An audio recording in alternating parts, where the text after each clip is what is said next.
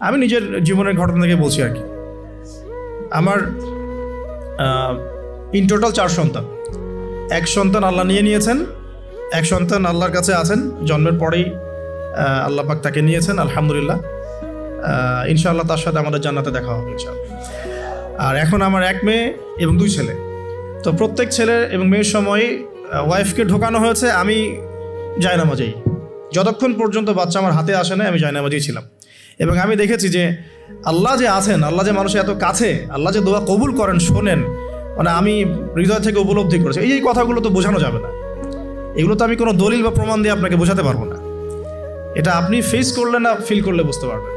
তো সেজদায় দোয়া করতে করতে চোখের পানি ফেলার সাথে সাথে দেখা যায় যে নার্স এসে বলেছে আমাকে যে আর কাঁদতে হবে না, এই যে মেয়ের কান্না শোনেন। এমন হয়েছে আমার সাথে। কারণ মানে স্ত্রীর যে প্রসব বেদনা, এটা দেখে কিন্তু স্বামী আসলে ঠিক থাকতে পারে না, তাদের প্রচণ্ড কষ্ট হয়। এবং এই কষ্টটা এই কারণেই হয়তো নবী সাল্লাল্লাহু আলাইহি ওয়াসাল্লাম বলেছেন, তোমার সবচেয়ে সেরা অধিকার পাওয়ার, মানে ভালো ব্যবহার পাওয়ার অধিকার রাখে তোমার মা, এরপর তোমার মা, তারপরেও তোমার মা, এরপর তোমার বাবা। তো মায়ের এই যন্ত্রণা শুধু মায়েরাই বুঝতে পারবেন। তো আপনি যদি জান্নাত পেতে চান, মায়ের সেবা করেন, মায়ের খেদমত করেন, মাকে সন্তুষ্ট রাখেন, ইনশাল্লাহ জান্নাত পেয়ে যাবেন ইনশাআল্লাহ। আর এই যুগে কিন্তু মা বাবার সাথে দাস দাসীর মতো আচরণ করা হয় আর কি।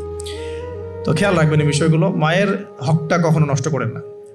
আর তার মেয়েদের প্রতি একটাই আমার, মানে তাদের প্রতি আমার কনসেপ্টটা বেশি হচ্ছে এরকম যে কঠিন হয়ে তাদের সাথে কোনো লাভ নাই। আসলে আদতে আলটিমেটলি কঠিন হয়ে কোনো লাভ নাই। 2-1 দিন হয়তো ঝগড়াঝাটি হতে পারে, মনোমালিন্য হতে পারে, কিন্তু কঠিন হয়ে তাদেরকে লাইনে আনা খুব একটা যায় না।